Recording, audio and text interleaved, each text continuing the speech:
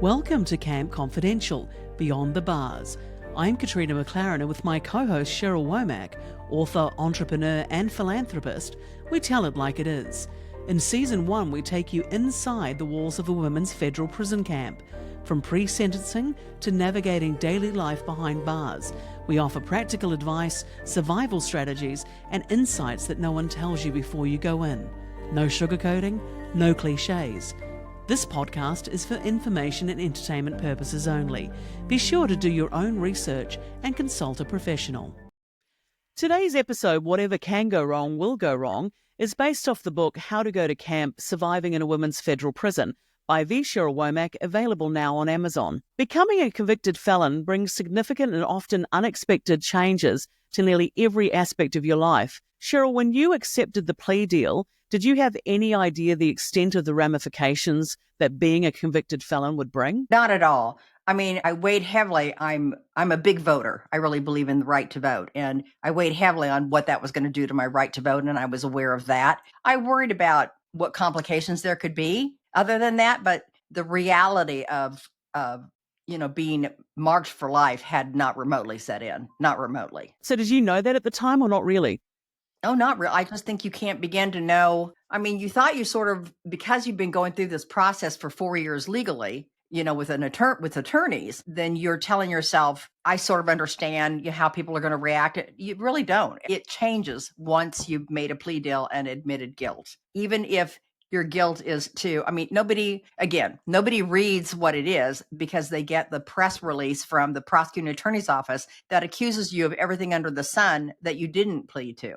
So they all get this dramatic story about what's going on in that you're saying you did wrong. And none of those things have anything to do with your plea deal. So you don't even though you know they did press releases along the way through some of the pre-hearings and things, you just don't realize how the Kansas City Star is going to take their press release and use their press release instead of looking for one from both of you or sitting in the courtroom where he did and try to put a legitimate spin on it. Though, what legitimate spin could he put on it? Because they stood up and did all the talking. I really just sat there. So during this whole process, you don't feel like you were really able to adequately put your viewpoint forward? Not at all. I mean, not at all. I was pleading guilty to impeding the government. And my attorney at the time had assured me she'd find a way to make it where it just didn't seem so harmful. But it doesn't matter what it is. First, you've got a press release coming out from the prosecuting attorney where they've charged me with 19 counts when they started with, and the one they ended up with was impeding the government. But they read all of them and put them all in there, so you're stuck with that. And then second, now you've said you're a felon and you're agreeing that you've done something wrong. And of course, everybody thinks, oh, it's the FBI. If they're involved, it must be serious and it must be right. The FBI is so good. Well, we've all learned, certainly recently, that the FBI is not quite as upstanding as we all hoped they would be. What was the first incident that you can recall when you thought, my accepting this plea deal has had a negative impact upon my life, whether it be through someone's reaction in a business world or personal? I probably didn't realize the implications of it until I got into prison. And the things that I had in place began to get canceled that I thought I'd had taken care of, like the bank loan, like the insurance, things like that we've talked about. And I thought I'd gone to a lot of trouble during that 30 days and prior to have everything be put in place. And suddenly those things were blowing up or increasing to a budget that I'd not planned for. And, I'm trying to sit there and figure out how to deal with them after I'm out of society. So tell me, another thing that comes up as far as once that conviction's gone through and it's recorded against you is that you now have lifelong travel limitations. I know you had limitations during the process. Do you want to talk us a little bit through that? Well, you don't travel during the process. If you want to go out of a certain area, which is a very limited area, you have to send an email to them, get permission, even to go to Lawrence, Kansas and go to KU basketball games, which is something I did routinely. I wrote to them and they said I didn't have to ask them every time after I asked them. But just to go to Lawrence, Kansas and attend a KU basketball game, I had to make them aware of it, make them aware of the dates and get permission in advance to go, or I'd be out of territory. And that puts me in default of what my agreement is, which could cause me to have to go surrender into jail immediately and not be out waiting. And I know too that you had to do some international travel because you needed to go back to the Caymans for that hearing that the judge down there called. So what was that? Was that an easy process for you to do, or was that difficult? How did that go about? That one wasn't so hard because that's before I pled guilty. That's when the judge came and the magistrate came and said, I want you to come down here. I think people are talking about you and you're the only one who's not weighing in on it, and had me come. So I had to go back to them and get my passport because they took my passport immediately. Of course, what's crazy is in the very end, they lost my passport and I never got my original one back. But they did find it. Really? They totally lost it. 10 years worth of great stamps and places that I'd been all over the world. I was sort of sad. But I mean, it just, those were great memories and, great, just nice things to have. But so I had to get the passport when I just sent a copy of the judge's letter, and the judge said, "Sure, you can go because you've got another judge asking you to attend." And they let me go for 7 days, but I had to immediately surrender my passport as soon as I got back, which I did. I was free to move all around Cayman Island while I was there. There were no restrictions on that. But even if you want to, when you're out on parole and everything, even if you want to go to the store during your time that you're on paper, you have to have it scheduled on a calendar to say, I'm on paper and I'm going to go to the store and here's when I'm going. And at any time they can call or drop by and check your whereabouts. And again, you can be in trouble for not following those things. It's very strict. So even though you're out of prison now and it's been some time, how does the conviction actually impact upon your travel ability now? Well, I think the biggest thing is if I'm going to travel globally, I have to check the country. For example, Canada does not allow felons in. And I went to Canada for work quite a bit in the past. And so I'm glad I've been there and I've seen how beautiful it is because I won't get to go back. I don't know that if I go just as a 30-day or 2-week tourist, if I can't get in under reciprocity for most European places. But Australia is another country that when you file to get your permit to go over there, I think I have to get permission because I'm a felon. So there's a number of countries that you have to get permission because you're a felon. Again, you paid your time, you've done everything you're supposed to do. It should be off the books. I struggle with Australia since it's a country that was founded by prisoners. I struggle with that, but that they're so strict about letting prisoners in, but you're not a prisoner when you go in. I mean, you're a felon who's done their time and you're off your paper and, it doesn't matter. I'm just going to point out that I'm actually from New Zealand and we were founded by free people. I'm just going to slot that in for my Australian listeners that are listening. As an entrepreneurial businesswoman, when you came out of prison, did you find that having this conviction impacted in any way upon your business going forward and trying to set up even new businesses? What were the roadblocks that you encountered there? I called upon and pulled upon a number of people that knew me well to try to go down new roads or even pick up old roads and do things. And I was fortunate to go to a bank that gave me a good line of credit. But, they needed to see results and they needed to see the loan paid off. And so they needed, the very first thing I had to do when I got out, even while I was on paper, was I knew Michelle, the woman who'd set up everything for banking, but I hadn't met the 3 founders or 4 founders of the business. So 3 out of 4 of them wanted to come meet me for lunch and just sit down and say, gosh, we've got a big loan with this woman. We probably ought to meet her and see what kind of woman she is. And of course, I sat them down and assured them I will never default on my loan. They'll never have to worry about that, and how appreciative I was that they picked the loan up under such unique circumstances. And I did pay the loan off in full. And I got a phone call from the CEO of the bank when I did that and said, I always knew you would. And we felt really good about backing you. But, if you had ran into complications and problems and things would have taken a little bit longer to get things paid down or show you're making some efforts on payments, that could be a different story too, because you're a felon. Now, the title for this episode, Whatever Can Go Wrong Will Go Wrong, I think it alludes to let's bring up something to do with the IRS, because it's a great segue into something that should have been sorted out at the very beginning of this whole process and a negotiation had been reached. But then, of course, when this all popped up with the FBI, that got put on the back burner. And as a result, that is still something that is out in the wind to this day that you're still having to deal with as far as the ramifications and fallout of this whole process. Will you explain what happened and what that was all about? Sure. So I sold my business in 2002. It had been a C corporation, which means if it had losses, it just lost the losses. You couldn't claim any losses to carry forward to help with tax breaks or anything. It's a C corporation.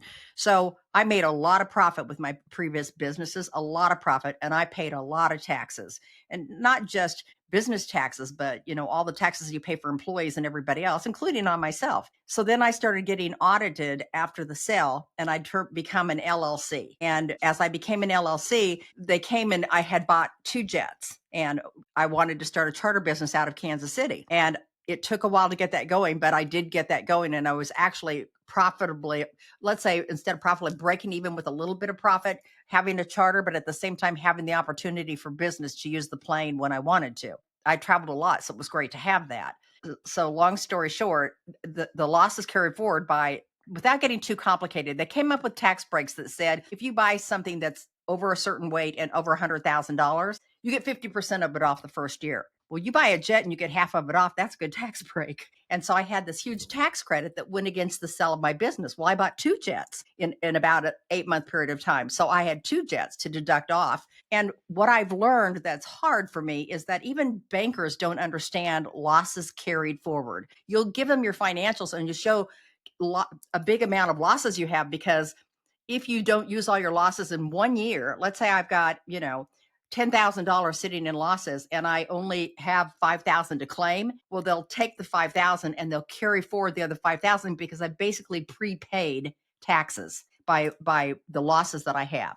By investing in other businesses, by investing in green energy, by investing in new businesses, by investing in employee programs, all those different things qualified you. And I participated in a number of those things for tax credits as well as the opportunities for the business. So I did all those. I even had the IRS show up at my hangar and look at my jets, meet my mechanic, go through everything. But now remember, I had Brandy in the background. So while she's showing them initially at first, somewhere around 2005, 2006, she's not cooperating with them. She's not keeping good ledgers on my numbers. I don't have good support. It's a cluster. So now when we have to give them information, suddenly she's telling me, well, they're losing it. Well, I don't know if they lost what she sent them or she never sent it to them. I just don't know because I wasn't on that side paying enough attention to know. And I'd counted on her, and I counted on Al Davison, who was a tax attorney, to get these things handled. And she was busy stealing from you at that time. Let's point that out. That's in the time frame that she's actually starting to embezzle hundreds of thousands of dollars out of your company. Yes, that started in 2003. Yeah. So we're starting out with We're this in the height of it. We're in the height of her embezzlement. And, of course, stupid me. I'm just not having the lights go off and tell me I need to pay attention to these things. I did have a lot going on, but it was horrible. So they're looking at the charter. They're looking at the businesses. They're all businesses. And, I've got Brandy going, she's got 30 businesses. Nobody has 30 businesses. I did. I invested. You did. You were there. I mean, all I did is run from thing to thing to thing. And some of them were just some of them were a little bit passive. Some were pretty aggressive. Some were real estate. It was a very busy time. And, so I don't keep all the support for all of that. And suddenly I'm trying to go back and find things to prove what I've got, even the logs to show for my trips and everything else. And Brandy didn't keep those either. She just didn't keep good information, which made it very difficult. But again, the tax credits occurred not because of my use of the plane, but because of the amount of the 50% deduction. And by the second plane, well, now you get 100% of the plane taken off. I did not. I got 50%, and the rest of it's carried over 26 years or whatever it is. So I had a very complicated tax return. So the IRS comes in and we're negotiating, and I want to say 2005. And I am using a tax attorney out of California. And they literally get on with the IRS and we get the thing settled. They're taking away all my losses carry forward, so I won't have those anymore, and about $80,000 cash. And we have that deal settled. And I don't know when, but the FBI went in and froze that deal. They froze it so it didn't happen. And basically, my attorney came back and said, the IRS has stopped the deal. You're not going to get this deal made right now. Things really began to pick up for the legal side of things in 2008. The IRS approached me again to settle the deal. And I said, the deal I have was signed by the IRS, signed by me. All we had to do is have the attorneys look at it and process it. So I said, pick that up and go with that again, because it's been a long time. They came back and they said they got called again by the FBI and told to freeze the deal. They could not make the deal. And I think I'd even said to the FBI, I think I'm settling my IRS thing. Well, later what I learned is that by having an old IRS case that had been open so long, when they're accusing me of tax evasion, are trying to show there's a pattern of behavior. Now, I had that thing settled in 2005 for audits that started in 2003, but they wouldn't let me settle them. So now when we're suddenly in 2013 getting indicted, I still don't have them settled because they won't let me settle them. So they're sitting there. Then when they did settle with me for criminal, they settled with me for everything they wanted to call criminal, and they left open the civil ones that I'd had settled before that now, almost 20 years later, are still pending to be settled with the government. So I'm still paying attorneys to try to settle that. That's absolutely crazy. It's just another one of those things that hangs over your head and takes money. Just even the latest attorney I've used, since I've been out and hired him, I've spent $500,000 on the guy to get it settled. And I know nothing. I just don't know anything about what's going on. And again, I want to go to court now. I don't want to do anything else but go to court, because I had legitimate charter businesses. I had legitimate businesses that I invested in. I had businesses that went under that I took serious losses in.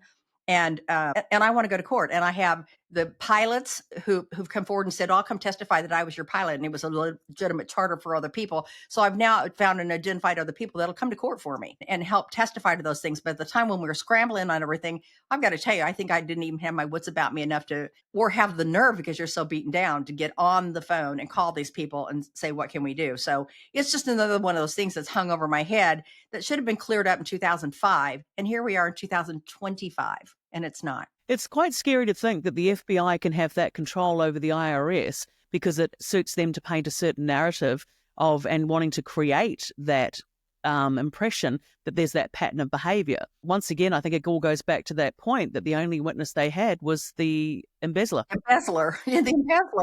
Not that they didn't try. They interviewed 150 people. And the only one they could come up with to testify against me was Brandy and the government, who made the case against me. I want to add a note there too, because it's important, and this is in the court transcripts. She is on record for having falsified documents. Yes. So this is not something that we're just making up or something that could be, we've got a slanted view. Go read the documents. It's all there in black and white in the court transcripts as well. Well, more than that, in the preliminary hearing that we had before we were going to go to a final hearing where we brought witnesses in, you'll recall I've told you that the FBI agent got found to be a liar by the magistrate judge. And they just had a conniption fit when that happened and said, no, you've got to take this away.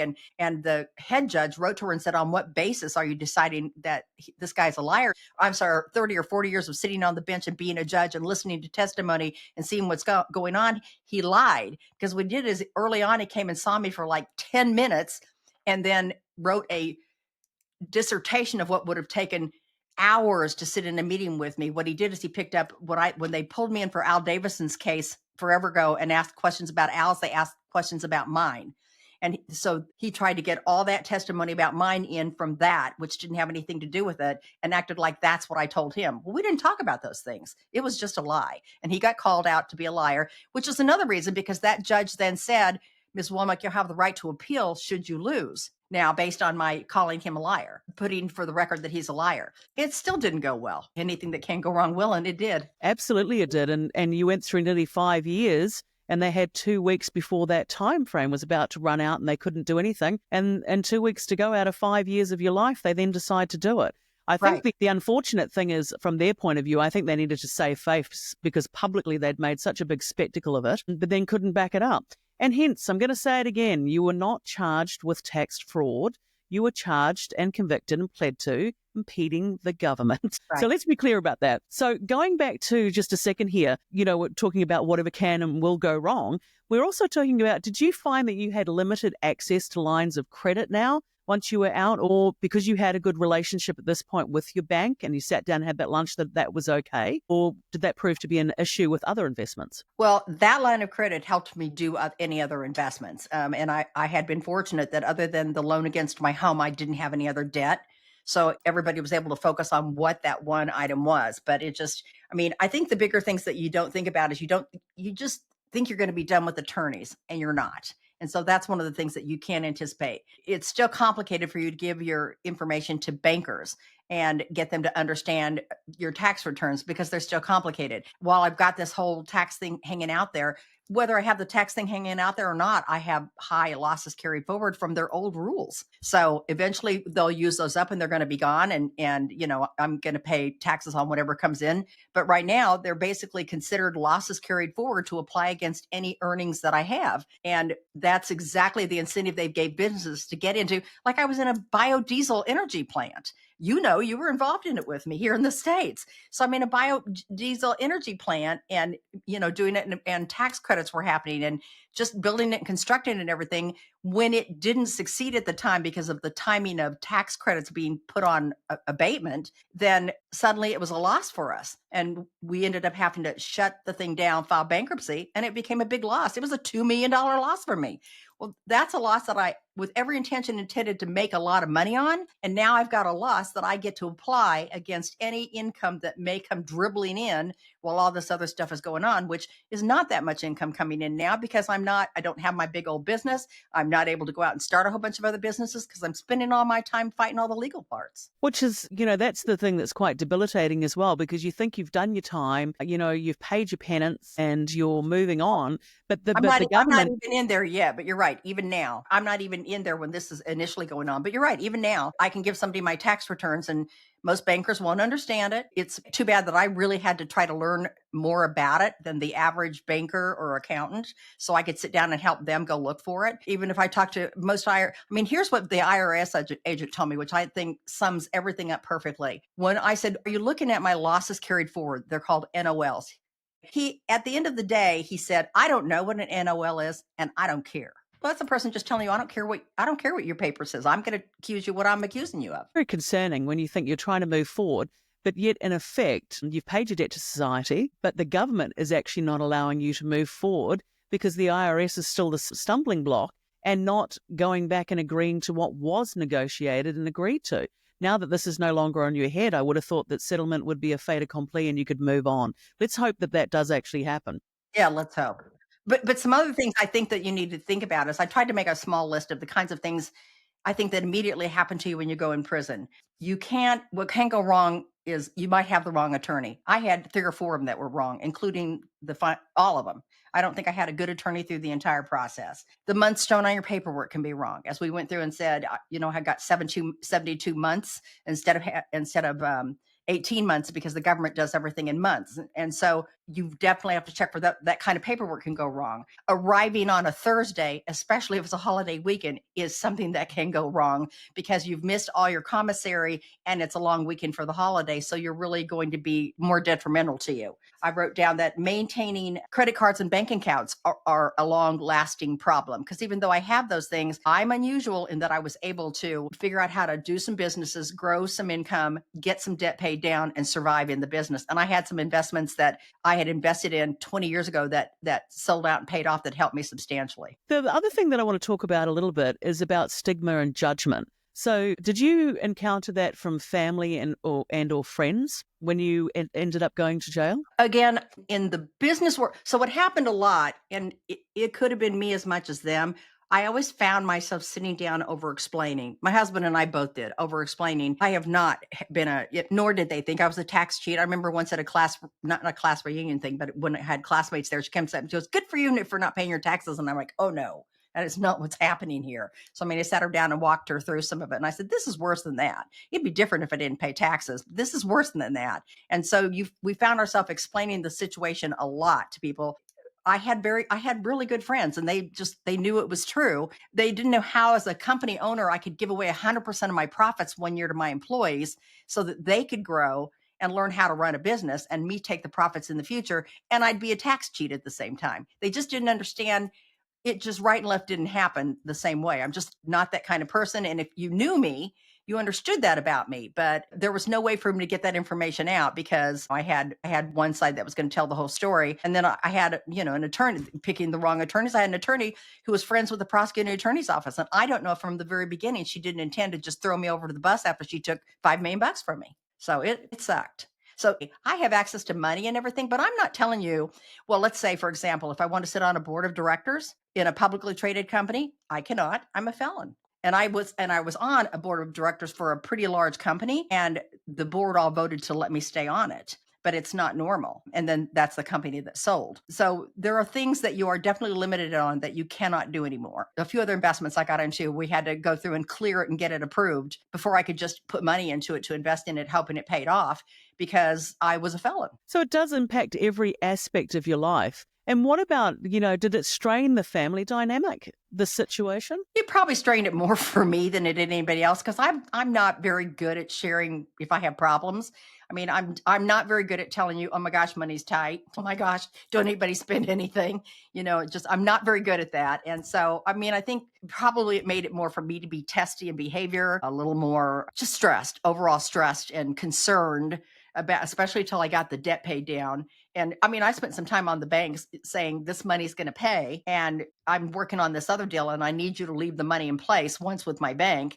And they said, and I've actually since then built up a second banking relationship. I'm relieved to tell you. So I've got two bank relationships. And I think if you're in business, you should have at least two. Cheryl, for some people, I know that when you face this sort of conviction, I know that you had a friend in prison that lost custody and her rights to her child while she was in prison. So these are ramifications for a lot of different people in different ways. For you, you were fortunate your children were adults.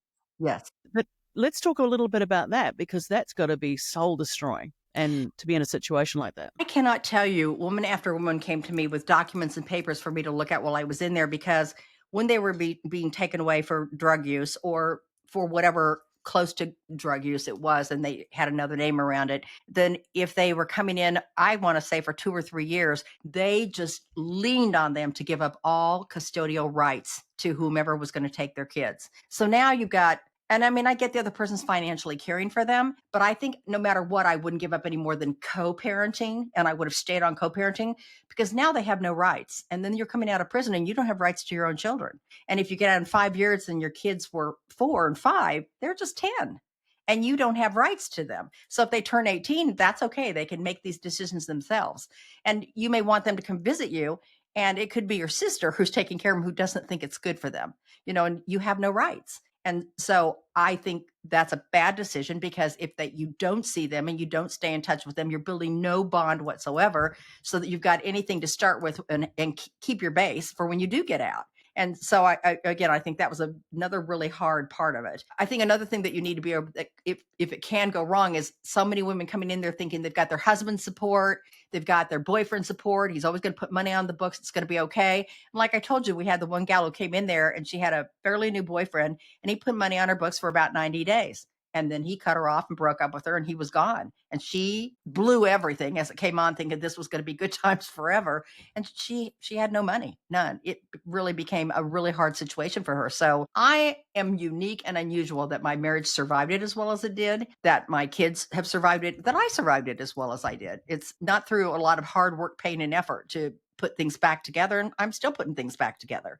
But for most people, it wouldn't be possible. And that's all I can think about. I don't think about, I'm lucky that I'm able to get these things done, but it breaks my heart for people who, they're downtrodden and they're there and what can go wrong? Well, now you can't come out and rent an apartment you want in because you're a felon. Now you can't get an auto loan or you have to get exorbitant rates because you're a felon. All those different things are going to weigh against you. Do you think in a way that it was almost easier that you and your family survived this process because you were the primary provider? I absolutely believe being the primary provider and really always taking care of the family financial issues and bigger ticket item issues or just life choice issues. I've always been the one who sort of oversaw all of that. And they've always leaned on me to do it. And I put enough in place to be gone for the time that I was gone that for the most part, I'm not going to tell you, my son, when he had to go to the banks and basically say, look, I'll do anything you want. I will bank with you forever. We will always be. I mean, he would beg these banks to just give us a chance. And then he'd feel like a loser when he came out because he couldn't get them to make a deal because they didn't know him from Adam and they didn't know me.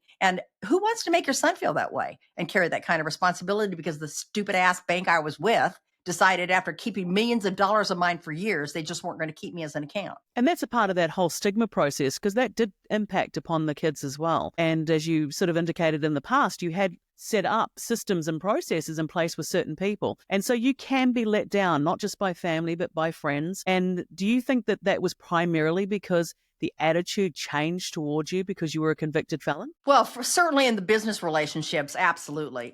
Banking relationships, insurance, just immediately. Nobody wants to go look at it and say, well, did she really do anything wrong or what did she do wrong? Is this really a moral? I mean, insurance is based on moral turpitude. Are you a good person?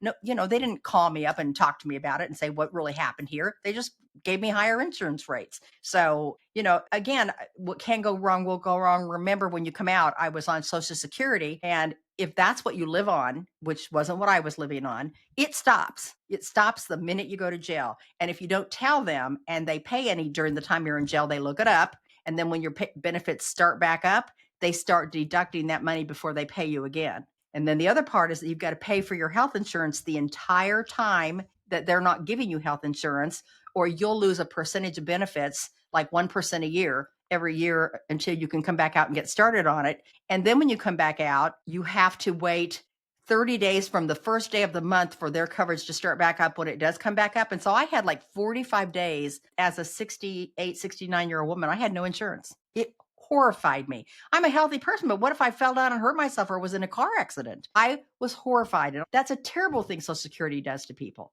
I mean, it's a terrible thing they do. I mean, and she goes, well, it's a good thing you paid your insurance every month so you won't lose benefits. And I'm like, really? That makes me feel better, but I still don't have any right now, do I? So do you think there's, for the vast majority of felons that are coming out, that there's difficulty reinventing themselves, that they have to maybe change career paths, industries, or even cities because of the stigma associated with this? Well, I think a lot of people aren't sure. For example, I knew a few white-collar people who had embezzled money and done some things like that. And I think they come out enough broken that they're not sure they can ever get into that kind of a position again. And they're not looking for that kind of a job. I think they're going to be more ashamed to go ask for that. And, I can remember even talking to my banker and saying, I have a friend that when she gets out, I think would really be good at accounting and stuff. She goes, oh, I don't know that we could ever consider her. And I'm like, I was just really glad I didn't have to go get a job with somebody. Tell me, what would be your ultimate for you?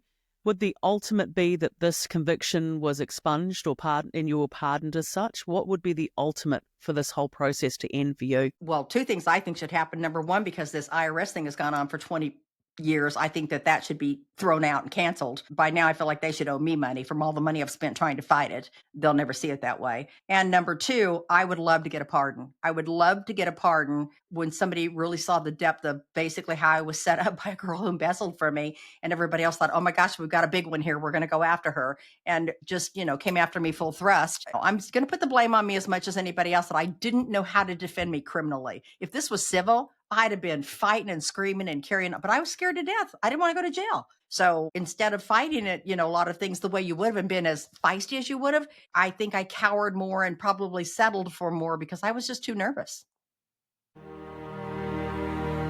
Thank you for listening to How to Go to Camp with Katrina McLarin and Cheryl Womack.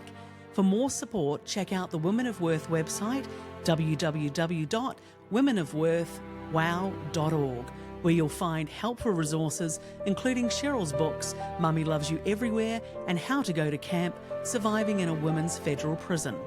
Whether you're preparing for the journey or supporting someone through it, remember, there's guidance, hope and a community ready to help you navigate this path.